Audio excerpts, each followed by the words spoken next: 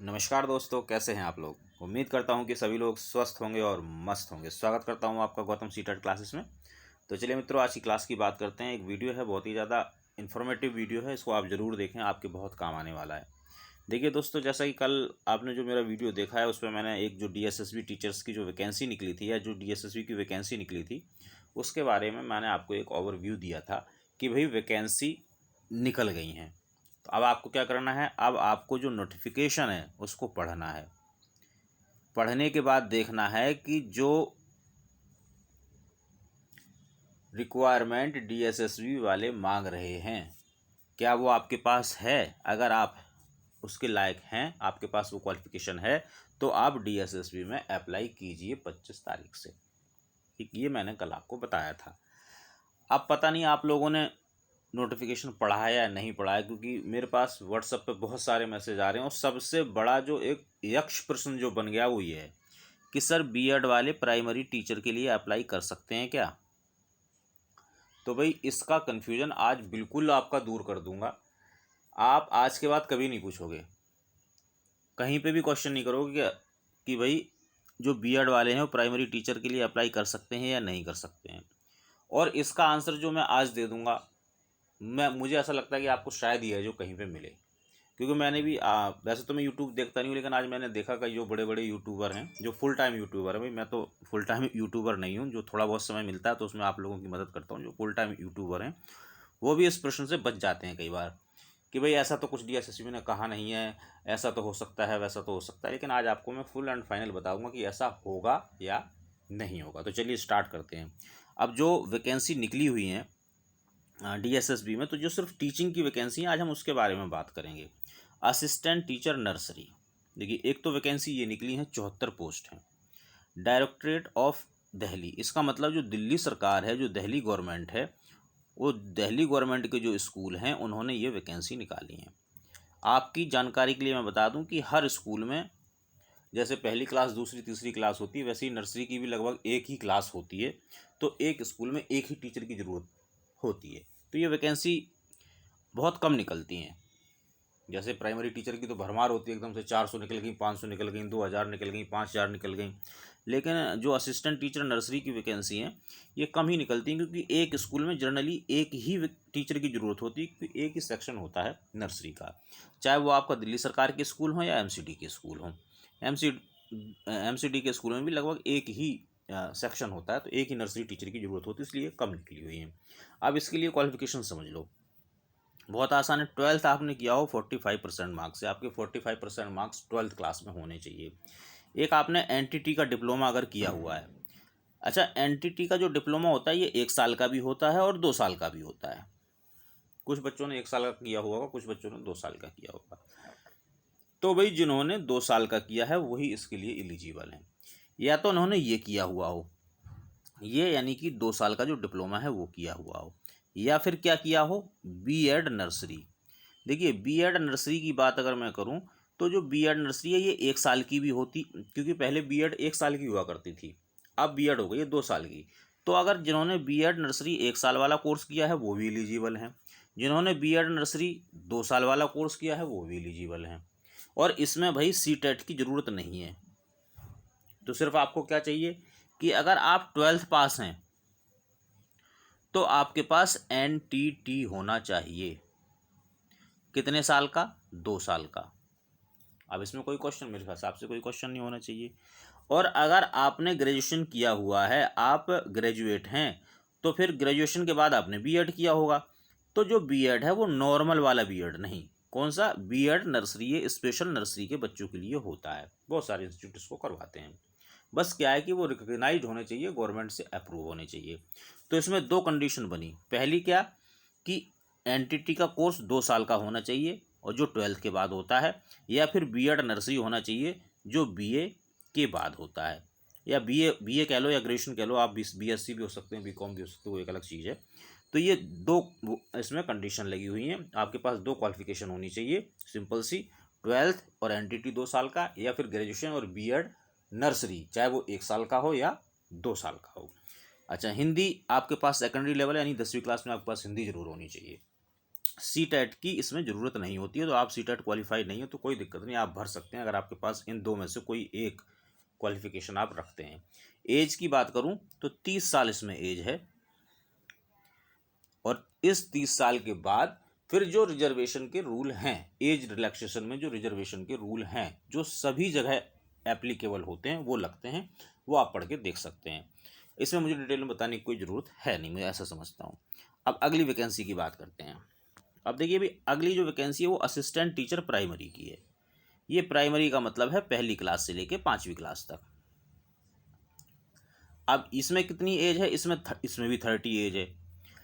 अब डिपार्टमेंट हैं दो, एक तो दिल्ली सरकार है, इन्होंने 434 वैकेंसी निकाली। एक न्यू दिल्ली म्यूनसिपल काउंसिल है, इन्होंने 120 वैकेंसी निकाली हैं। अच्छा, ये दोनों ही संस्थाएं अलग हैं और दोनों दिल्ली में काम करती हैं। जो हम कहते हैं ना केजरीवाल वाले स्कूल, तो ये केजरीवाल वाले स्कूल ही हैं। एनडीएमसी के स्कूल की जो ये स्कूल हैं ये अलग होते हैं।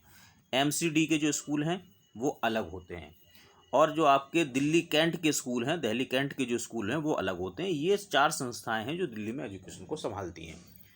प्राइमरी एजुकेशन की बात करूं मैं, या फिर जो सीनियर सेकेंडरी जो लेवल है उसकी बात करूं, तो अब एमसीडी में तो वैकेंसी नहीं निकली हैं, दिल्ली कैंट में भी नहीं निकली हैं। 2 जगह वैकेंसी हैं प्राइमरी टीचर के लिए, एक आपकी दिल्ली सरकार में है और एक आपकी एनडीएमसी में। इसमें 434 पोस्ट, इसमें 120 पोस्ट। ये चीज़ मैं समझता हूँ आपको क्लियर हो गई होगी। इसके लिए फॉर्म भरेंगे एक, इसके लिए फॉर्म भरेंगे एक, दोनों पोस्ट के लिए। इसके लिए अलग फॉर्म भरा जाएगा, इसके लिए अलग फॉर्म भरा जाएगा। इसके लिए अलग एग्जाम होगा, इसके लिए अलग एग्जाम होगा, यानी कि आपको 2 एग्जाम देने, क्योंकि 2 डिपार्टमेंट हैं, अलग अलग डिपार्टमेंट हैं, तो अलग अलग एग्जाम होंगे। कोई कन्फ्यूजन नहीं होना चाहिए। अब क्वालिफिकेशन की बात कर लेते हैं। देखिए भाई, सबसे पहली क्वालिफिकेशन है 12th होनी चाहिए 50%। ये 45% वाला जो हिस्सा है ये अभी हम कवर करेंगे, इस पर बहुत कन्फ्यूजन है लोगों को। 50% आपके 12th क्लास में होने चाहिए, प्लस आपने क्या किया हो, या तो आपने डीएलएड किया हो, या बीटीसी किया हो, या डाइट किया हो, या डीएड किया होगा। अलग अलग राज्यों में इस कोर्स के अलग अलग नाम हैं। बेसिकली ये जो कोर्स है ये है एलिमेंट्री टीचर एजुकेशन का कोर्स है। इसको कहीं हम डीएलएड कहते हैं, कहीं बीटीसी कहते हैं, कहीं डाइट कहते हैं, कहीं डीएड कहते हैं। अच्छा, एक दूसरा कोर्स होता है बीएलएड, ये 4 साल का कोर्स होता है। अगर ये आपने किया हुआ तब भी आप प्राइमरी टीचर के लिए अप्लाई कर सकते हैं। इसके अलावा एक स्पेशल डाइट होता है, इसके ऊपर मैंने एक वीडियो भी बनाया था। अगर आपने वीडियो को नहीं देखा है तो आप जाके देखें, मेरे चैनल पर आपको मिल जाएगा। बहुत अच्छा कोर्स है। देखिए, जो नॉर्मल टीचर होते हैं प्राइमरी के, उसमें स्पेशल डाइट जिन्होंने किया है, जो स्पेशल एजुकेटर जो होते हैं वो अप्लाई कर सकते हैं आपके कोर्स में, लेकिन आप उनके में नहीं कर सकते। तो मैं बच्चों को हमेशा सजेस्ट करता हूं कि अगर आप डाइट करना चाह रहे हो, यानी बीटीसी या बीएलएड जो भी करना चाह रहे हो, तो स्पेशल वाली करो। स्पेशल वाली करने से क्या होगा कि आप स्पेशल टीचर के लिए भी एलिजिबल होंगे, और जो नॉर्मल जो असिस्टेंट टीचर होता है उसके लिए भी एलिजिबल होंगे। अच्छा, तो ये होना चाहिए। इसके अलावा क्या होना चाहिए, सीटेट आपने फर्स्ट, जो कि सीबीएसई कंडक्ट करता है, आपने उसको क्वालिफाई किया हो। ये 2 कंडीशन है आपके पास। 12th 50% के साथ 2 साल का एलिमेंट्री टीचर एजुकेशन डिप्लोमा, या बीएलएड, या स्पेशल डाइट, और तीसरा क्या है, सीटेट आपने फर्स्ट क्लियर किया हो। अब देखिए, जब आप नोटिफिकेशन को पढ़ेंगे तो आपको ना ये लाइन देखने के लिए मिलेगी। यही वो लाइन है जो बार बार एक सवाल क्रिएट करती है, क्या बीएड वाले प्राइमरी में भर सकते हैं? तो आप समझ लीजिए इसको। इसमें क्या लिखा है, ग्रेजुएशन और 2 year diploma in elementary education. तो इसको कुछ लोग क्या करते हैं, इसको वो ये समझ लेते हैं ग्रेजुएशन और 2 ईयर डिप्लोमा यानी कि बीएड, क्योंकि बीएड 2 साल का होता है। अब जब ग्रेजुएशन लिखा है तो ग्रेजुएशन के बाद डिप्लोमा कौन सा होगा, 2 ईयर डिप्लोमा क्या होगा, बीएड ही होगा। तो मैं आपको एक चीज़ पहले तो ये बताऊं कि जो ये बीएड होता है ये डिप्लोमा नहीं होता है, ये क्या होता है, ये डिग्री होती है। तो इसका मतलब बीएड की बात नहीं की जा रही है। तो जो आपके मन में प्रश्न था क्या बीएड वाले भर सकते हैं, तो ये वो प्रश्न यहाँ से कट जाना चाहिए अब। यानी कि जो बीएड वाले लोग हैं वो नहीं भर सकते। क्यों नहीं भर सकते, क्योंकि कहीं पे भी यहाँ डिग्री की बात नहीं हो रही है, बात किसकी हो रही है, डिप्लोमा की। तो फिर भाई ये कौन सा डिप्लोमा है जो ग्रेजुएशन के बाद है, जब 12th के बाद ही डिप्लोमा हो जाता है, तो ये ग्रेजुएशन को क्यों इसको इसमें लिख रहे हैं, ये एक प्रश्न उठता है। तो अब मैं इसको आज आपको क्लैरिफाई कर देता हूँ। ये आपको किसी भी चैनल पे नहीं मिलेगा, आप कितने ही चैनल देख लेना आपको, लेकिन ये बात कोई नहीं बताएगा, मैं बता देता हूँ। देखिए, पहले क्या था, पहले क्या अभी भी है कि किसी किसी स्टेट में 45%, यानी कि 12th क्लास में अगर आपके 45% हैं तब भी वो आपको डाइट करवा देते हैं, जैसे कि जम्मू में होता था। 45% पे हो जाती थी। और अगर हम थोड़ा और पीछे चले जाएं तो कई जगह पे 45% पे डाइट हो जाती थी। तो लेकिन अब यहाँ दिल्ली में क्या होता है, दिल्ली में ये होता है कि 50% होना चाहिए, लेकिन अब जिनके 45% थे और दिल्ली से जो बाहर वाले लोग हैं और उन्होंने बीटीसी किया हुआ है, तो अब वो एलिजिबल ही नहीं हो रहे हैं। क्यों एलिजिबल नहीं हो रहे? क्योंकि जो पहली वाली कंडीशन है वो लगी हुई है कि 50% होने चाहिए। लेकिन अब इनका विचारों का क्या दोष? क्योंकि स्टेट ने, जो दूसरे स्टेट हैं दिल्ली के अलावा जो और स्टेट हैं जो 45% पे ही बीटीसी करवा रहे हैं, अब उन्होंने तो करवा दी बीटीसी, अब ये बीटीसी लेके घूम रहे थे। तो फिर कोर्ट में केस हुए, डीएसएसबी पे केस हुए। तो फिर उसमें ये बात निकल के आएगी कि अगर आपके पास 12th क्लास में 50% नहीं है लेकिन आपने बीटीसी किया हुआ है, तो फिर क्या होना चाहिए? फिर आप ग्रेजुएट भी होने चाहिए। तो ये जो ग्रेजुएशन है ये वो वाली ग्रेजुएशन है कि ग्रेजुएशन किन लोगों के लिए? जिनके पास 12वीं क्लास में 50% नहीं है और plus 2 year diploma. 2 year diploma कौन सा? ये वाला। तो अब बीएड की यहाँ कहीं बात ही नहीं हो रही है। तो बिल्कुल इस कन्फ्यूजन को बिल्कुल ख़त्म कर दो कि बीएड वाले दिल्ली में अप्लाई कर सकते हैं। जब से डीएसएसबी बना है बोर्ड, हमारे सामने ही बना है, मैं आपको बताऊं कि जो डीएसएसबी ने पहला पेपर लिया था वो हम लोगों का ही लिया था। डीएसएसबी जो पहली बार पेपर हुआ था टीचिंग के लिए डीएसएसबी में, तो वो हमने दिया था पेपर, हमें अच्छे से याद है। तो तब से अब तक कभी भी प्राइमरी में बीएड वालों को अलाउ नहीं किया है। लेकिन अगर आप देखेंगे, कभी आप आइए प्राइमरी के स्कूलों में, तो आपको कुछ ऐसे टीचर मिल जाएंगे जिन्होंने बीएड किया हुआ है और वो पढ़ा रहे हैं। तो भाई अब ये क्या पंगा है? ये भी मैं आज आपको बता देता हूँ, ये भी कोई नहीं बताएगा। देखिए, डीएसएसबी से पहले क्या होता था, जो नौकरी दिल्ली में लगती थी, अगर आपने मान लो डाइट की, डाइट करने के बाद आपका सिलेक्शन, ये समझ लीजिए कि सेकंड ईयर में हो जाता था। आप जिस स्कूल में टीचिंग प्रैक्टिस के लिए जाते थे, बाद में आपको वहीं पर अपॉइंटमेंट लेटर भी मिल जाता था डिपार्टमेंट की तरफ से और आप नौकरी करने लगते थे। 2000 से पहले ऐसा ही होता था, कोई पेपर नहीं होता था। लेकिन एक जगह पेपर होता था, कहाँ होता था? एसएससी में। एसएससी वाले प्राइमरी टीचर के लिए पोस्ट निकालते थे, उनको पोस्ट भेजी जाती थी डिपार्टमेंट की तरफ से। और ये जब पोस्ट निकालते थे तो ये किसके लिए निकालते थे? ये बीएड वालों के लिए निकालते थे। जिन लोगों ने बीएड किया हुआ है वो इस पोस्ट को भरते थे, क्योंकि जो डाइट वाले थे वो तो डायरेक्ट लग ही जाते थे, लेकिन फिर भी वैकेंसी बची होती थी तो फिर बीएड वालों को लेते थे। तो कौन लेता था? ये एसएससी वाले लेते थे। लेकिन अब एसएससी से ये पोस्ट बिल्कुल खींच ली गई है। एसएससी वाले प्राइमरी टीचर के लिए कोई पोस्ट नहीं निकालते हैं। कौन निकालता है? डीएसएसबी निकालता है। और डीएसएसबी ने जब से टीचर्स के लिए पोस्ट निकालनी शुरू की है तब से कभी भी बीएड वालों को अलाउ नहीं किया है। तो बिल्कुल क्लियर कट मैं आपको बता दूं कि प्राइमरी में बीएड वाले नहीं भर सकते हैं। बिल्कुल कंफ्यूज मत होइए, आप अपनी पोस्ट पर कंसंट्रेट करें जिस पोस्ट के लिए आप बने हो, यानी कि टीजीटी और पीजीटी के लिए। तो भाई अब टीजीटी की वैकेंसी निकली है, उसमें भी जो थोड़ी बहुत कन्फ्यूजन है वो भी मैं आपकी दूर कर देता हूँ, समझ लो। टीजीटी में क्या निकला है? TGT Hindi, TGT natural science, TGT math, social science और बंगाली। ये 1 2 3 4 5 पोस्ट निकली हैं टीजीटी की। वैकेंसी बहुत सारी हैं, 2500 के आसपास वैकेंसी है। किसने निकाली है? दिल्ली सरकार ने निकाली हैं। अब इसकी क्वालिफिकेशन समझ लो क्या? ग्रेजुएशन होना चाहिए। आप बीए भी हो सकते हो, बीएससी भी हो सकते हो, बीकॉम। ग्रेजुएशन का मतलब ये है 45% मार्क्स। आपने बीएड किया हो और सीटेट क्वालिफाइड हो, दूसरा सीटेट होता है 2 नंबर वाला, वो आप क्वालिफाइड हो और आपने बीएड किया हुआ है। ये आपकी सीधी सीधी क्वालिफिकेशन। अगर आपने ये किया हुआ है तो आप टीजीटी के लिए अप्लाई कर सकते हैं। अब बात कहाँ फंसती है? अब बात फंसती है सब्जेक्ट पे कि भाई ये जो सब्जेक्ट है इनका क्या मतलब है। तो इनको थोड़ा सा समझ लो। एज वही है भाई, देखो, प्राइमरी में 30 साल और प्राइमरी के बाद यानी कि टीजी के लिए 32 साल है। इसके अलावा कि भाई मेल के लिए, फीमेल के लिए, कोई सब बराबर है। डीएसएसबी वालों की तरफ से सब बराबर हैं, कोई प्रॉब्लम नहीं। यूपी वगैरह में ऐसा होता है कि भाई लेडीज 40 साल तक, दिल्ली में ऐसा नहीं है। दिल्ली में चाहे मेल हो या फीमेल हो, अगर आप क्या कहते हैं पीआरटी के लिए भर रहे हो 30 साल और टीजीटी के लिए 32 साल, इसमें और कोई वो नहीं है। और जो कंसेशन है, इसका जो रिजर्वेशन है वो according to rule, as per जो रिक्रूटमेंट रूल होते हैं, आपने देखा होगा उसमें एक RR लिखा हुआ है। रिक्रूटमेंट जो रूल होता है उसके हिसाब से जो आपको सुविधा मिली हुई है केंद्र सरकार की तरफ से रिजर्वेशन की, वो मिलेगी। वो जो कैटेगरी वाइज होता है वो सब आप लोग जानते हैं। आप देखो, ये सब्जेक्ट को थोड़ा सा समझ लो। अब तो देखो टीजीटी में क्या होता है कि टीजीटी में 2 सब्जेक्ट आपको लेने होते हैं। एक तो आपका मेन सब्जेक्ट होगा, ये जो मेन सब्जेक्ट है ये आपने ग्रेजुएशन में 2 साल कम से कम जरूर पढ़ा हो, यानी कि फर्स्ट ईयर सेकंड ईयर में या सेकंड ईयर थर्ड ईयर में, ऐसा मतलब कुछ ना कुछ हुआ हो कि कम से कम आपने ग्रेजुएशन में उसको 2 साल पढ़ा हो, जो आपका मेन सब्जेक्ट है। अब मेन सब्जेक्ट देख लो, अब मान लो आप हिंदी टीजीटी करोगे तो मेन सब्जेक्ट तो आपका हिंदी ही होगा, सीधी सी क्लियर बात है। तो यानी कि ग्रेजुएशन में आपके पास हिंदी होनी चाहिए 2 साल कम से कम। दूसरा फिर एक दूसरा सब्जेक्ट भी होगा। अब वो वाला सब्जेक्ट और जो हिंदी जो आपका मेन सब्जेक्ट है, इन दोनों में जो आपका परसेंटेज है वो 45 से अबव होना चाहिए। ग्रेजुएशन में 45% का मतलब यहाँ पे ये होता है, जो मेरी समझ में आया।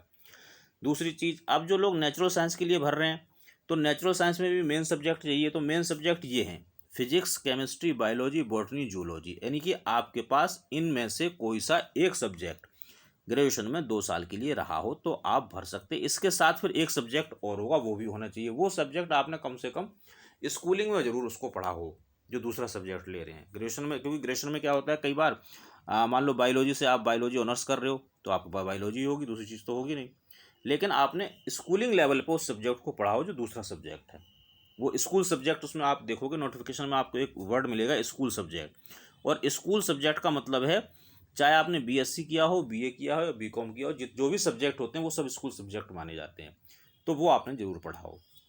ऐसे ही अगर सोशल साइंस की बात करें तो हिस्ट्री, पॉलिटिकल साइंस, इको यानी कि इकोनॉमिक्स, बी स्टडी का मतलब बिजनेस स्टडी। अब बिजनेस स्टडी का मतलब और इको का मतलब होगा कि जो बीकॉम वाले लोग हैं वो भी कर सकते हैं, कोई प्रॉब्लम वाली बात नहीं है। सोशियोलॉजी होनी चाहिए, ज्योग्राफी होनी चाहिए या साइकोलॉजी होनी चाहिए। ये सब्जेक्ट आपके पास बीए में होने चाहिए कम से कम 2 साल, जो आपका मेन सब्जेक्ट है। बाकी स्कूलिंग सब्जेक्ट होते हैं। मैथ की बात करें तो फिर भाई वो तो मैथ ही होना चाहिए, सिंपल सी बात है। बंगाली की बात करेंगे तो बंगाली होनी चाहिए। ये छोटा सा जो कन्फ्यूजन आप लोगों के पास था, ये मैं समझता हूँ कि अब आपका ये क्लियर हो गया होगा। अच्छा मित्रों, अब थोड़ी सी हम बात कर लेते हैं प्रिपरेशन, तैयारी कैसे हो। तो देखो भाई, कोई भी एग्जाम उसके लिए प्रिपरेशन तो करनी पड़ेगी, तैयारी करनी पड़ेगी। मैं अपना कितना इसमें योगदान दे सकता हूँ, देखो दोस्तों एक बात मैं आपको बता दूँ, इस बात को ध्यान से सुनना,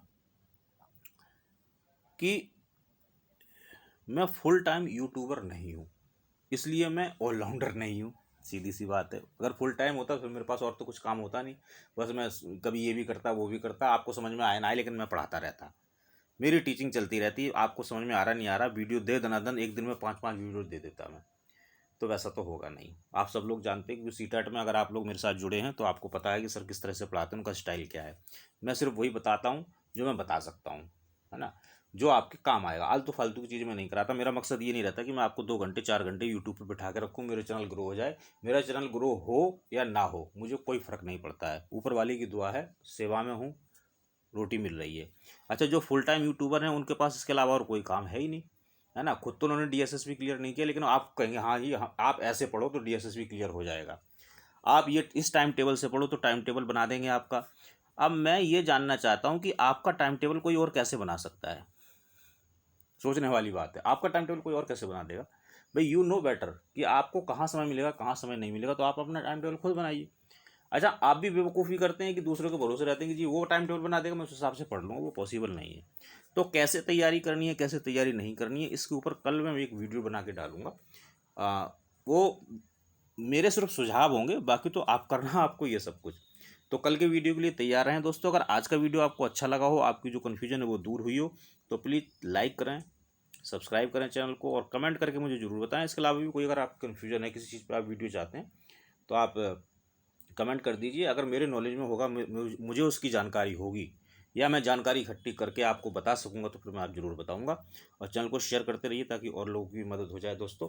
बाकी हम मिलेंगे अगली क्लास में। कोई भी प्रॉब्लम है इस नंबर पे आप मुझे, टीचिंग से रिलेटेड बस, और कोई नहीं। पता चला किसी का ब्रेकअप हो गया फिर मुझसे पूछ रहा सर जी ये ब्रेकअप कैसे सुधरेगा, तो भाई वो तो पॉसिबल नहीं है। टीचिंग से रिलेटेड, सीटेट से रिलेटेड, डीएसएसबी से रिलेटेड, तो आप लोग मुझसे पूछ सकते हैं। बाकी मित्रों स्वस्थ रहिए और मस्त रहिए, मिलेंगे अगली क्लास में।